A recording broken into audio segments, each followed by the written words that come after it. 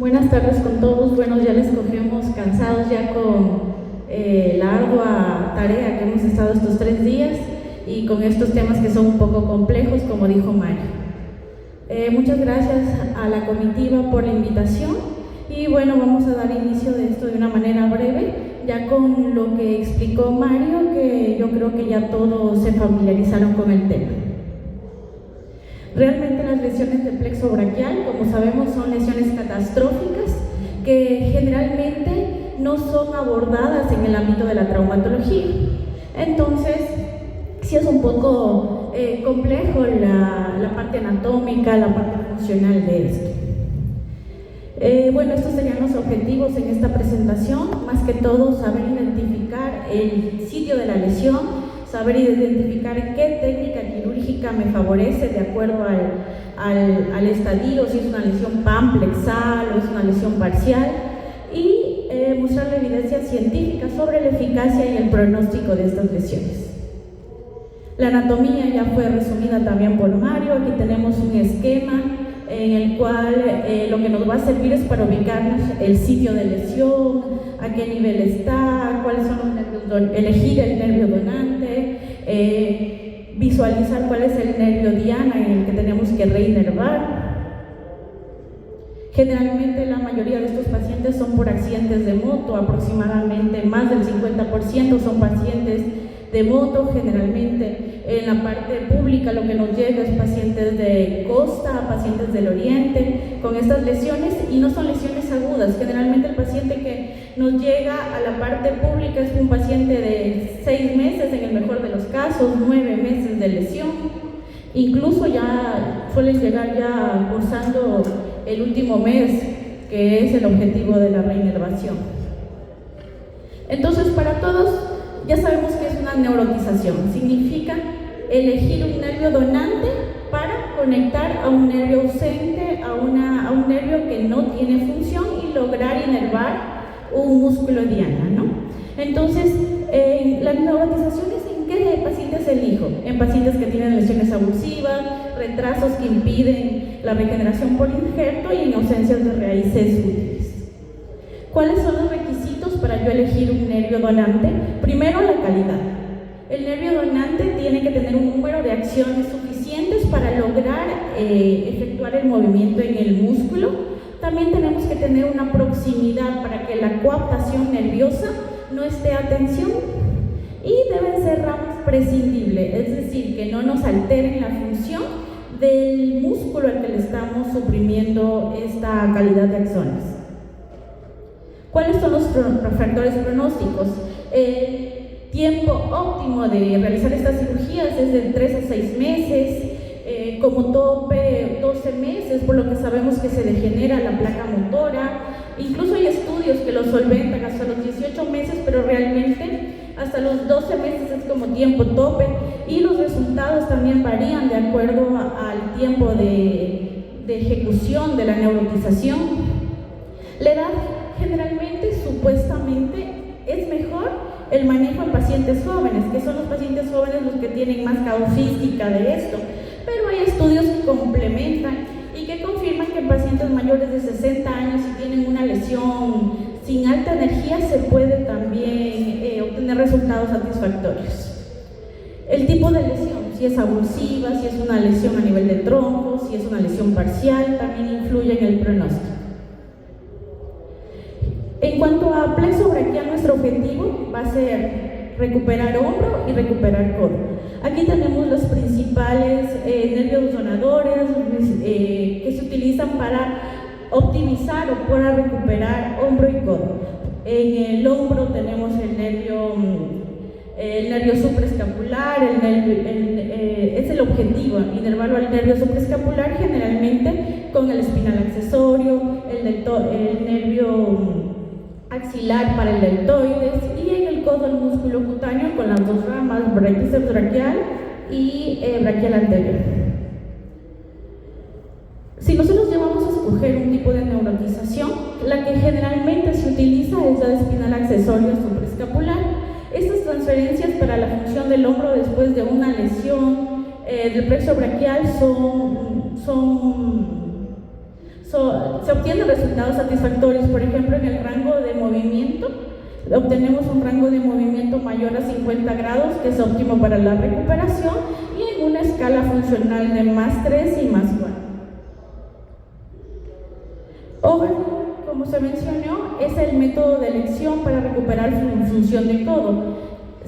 Comparando la técnica de Oberlin con la técnica de intercostales, generalmente se mejora, y la técnica de elección es Oberlin, puesto que se logran mejorías a los 5 meses de evolución, con una fuerza muscular de M3 e incluso M4.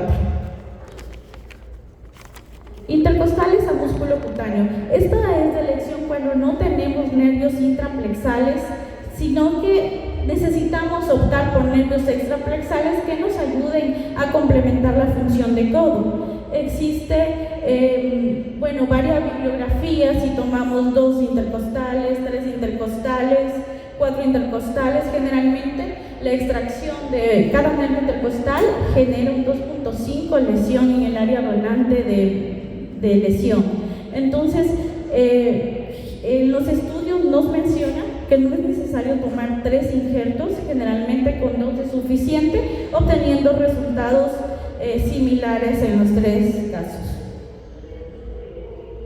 Tenemos otro estudio en el que nos menciona lo que les indicaba anteriormente, que no hay diferencia significativa en tomar 2, 3 o 4, que con dos transferencias es suficiente para lograr una movilidad adecuada.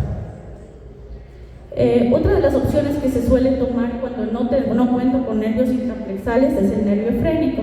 En los estudios nos revela que se ve una mejoría funcional cuando tomamos nervios intercostales versus nervio efrénico.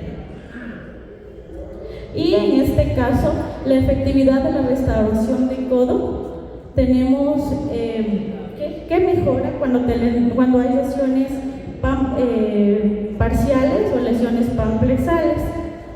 Si nosotros valoramos la escala funcional motora, tenemos que se recupera un M4 en lesiones parciales, y obviamente en lesiones panplexales va a haber un M3 en recuperación funcional. Los resultados funcionales de estas neurotizaciones, generalmente los efectos vamos a ver a partir del año y hasta los 2 años. Se suele mejorar arcos de movilidad de 100 grados de flexión, 80 de aducción de hombro, con una escala motora de M3, M4. El codo se logra una flexión de 90 grados, igual M4 o más, y generalmente las transferencias dobles para hombro y codo tienen mejores resultados funcionales. En lo que es cirugía de plexo braquial, generalmente se opta por tratar de neurotizar 2 nervios para cada función, y eso da mejores resultados. Sin embargo, generalmente estas cirugías requieren cirugías adicionales. Es un paciente que tenemos que estar continuamente viendo cómo se puede mejorar la función o el rezago que queda. La espera del resultado es un poco compleja por el tiempo de evolución. Como sabemos, 1 milímetro por día hasta que llega al órgano diana de efector. Y bueno, eso, tenemos un paciente en el que se le hizo accidente de moto, 30 años, se le hizo una transferencia de espinal accesorio a supraescapular y de intercostales a músculo cutáneo.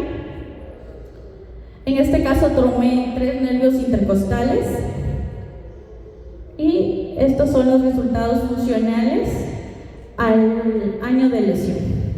En hombro y codo, ese video igual me lo mandó el día de ayer. El paciente tenía una lesión panplexal, entonces por eso tenemos un déficit en la actividad de la mano. Algo ha recuperado, pero en él se hizo intercostales a músculo cutáneo y espinal accesorio a supraescapular.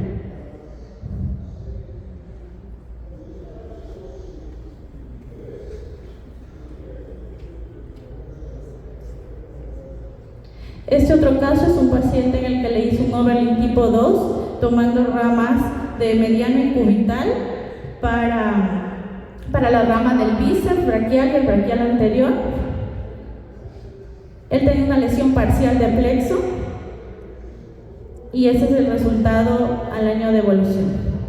En la parte de arriba ustedes le ven una cicatriz. En este caso no hice una transferencia de espinal accesorio supraescapular por el tiempo de evolución. Lo que hice fue una transferencia de músculo trapecio a húmero proximal con el fragmento de acromion. Entonces, por concluir, tenemos que las neurotizaciones es una herramienta útil en este caso. No es una varita mágica que va a solventar la función completa de las extremidades, pero el objetivo es mejorar la calidad de vida del paciente y hacer cirugías que sean en pro de mejorar la actividad y la atrofia muscular que va a presentar estos tipos de pacientes. Gracias. Muchas gracias por su presentación. A continuación, el doctor Ronald Cajamarca nos va a presentar colgajo del cóndilo femoral medial y pseudoartrosis distal de radio, y posteriormente una mesa redonda en lo que nos quede de tiempo sobre el trauma de plexo braquial, porque a la 1 de la tarde va a ser la asamblea.